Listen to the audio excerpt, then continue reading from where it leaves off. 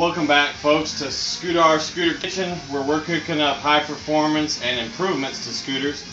I once had a customer that said, boy, you don't like anything about these scooters the way they come from the factory, do you? And I said, no, I love these scooters. It's just that I'm a tinkerer, and I like to make things prettier or better.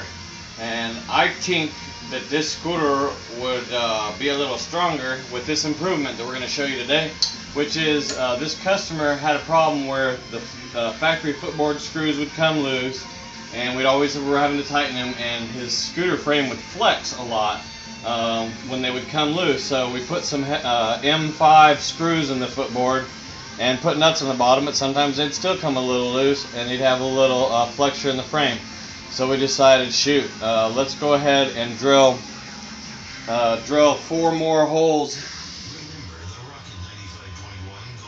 Drill 4 more holes here in the footboard, making a total of 10 holes. So to save time on the video here, we've already drilled 4 additional holes to the footboard. I have a friend in California that says if you take a square footboard off one of the big wheel ones and lay it on top of this board and do a double board, that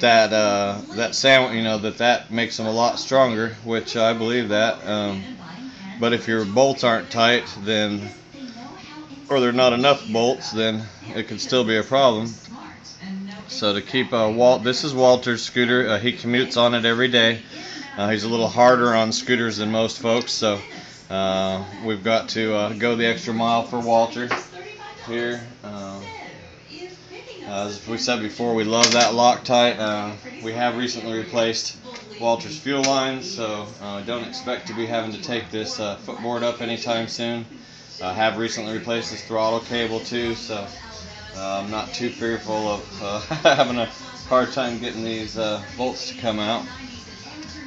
So as much trouble as Walter's had with frame flexure, we're not going to use the blue Loctite, although for something like footboard screws you might want to use blue Loctite on yours so that it's still easy to take apart. Some people say you can't take apart stuff with red Loctite. We use red Loctite and it's always still coming loose, so we disagree with that a little bit. But with our red Loctite on and a nut on the bottom, on these other screws we did put lock nuts and lock washers, but no Loctite.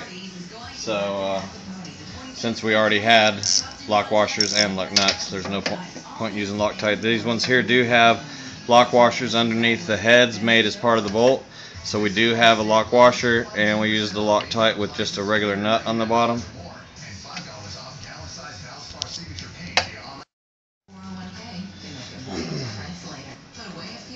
Now I've got this first one here tight, and the other 3 started with Loctite on them. So we'll go ahead and tighten those up.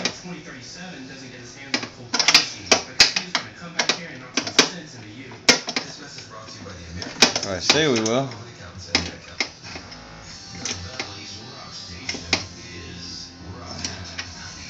And I guess we won't even have to see if it's solid when we're done, because I'm sure that this scooter will not flex in the frame like a dead fish. When all 6 screws are loose on this particular scooter, this scooter's been wrecked quite a few times, so ain't no telling what fatigue the frame has. I've seen other frames with the footboard off and they still seem pretty rigid, but sometimes with the footboard off they don't have much strength to the frame. I guess part of the message of this video is that the footboard does complete the strength of the frame without the tight footboard screws. Let's see now. Oh yeah, it doesn't move at all. Nice and tight. I could try it on the floor and get a little bit better idea of how much we've tightened it up. Oh yeah, it's much better. Before it was like you could just move it all over the place.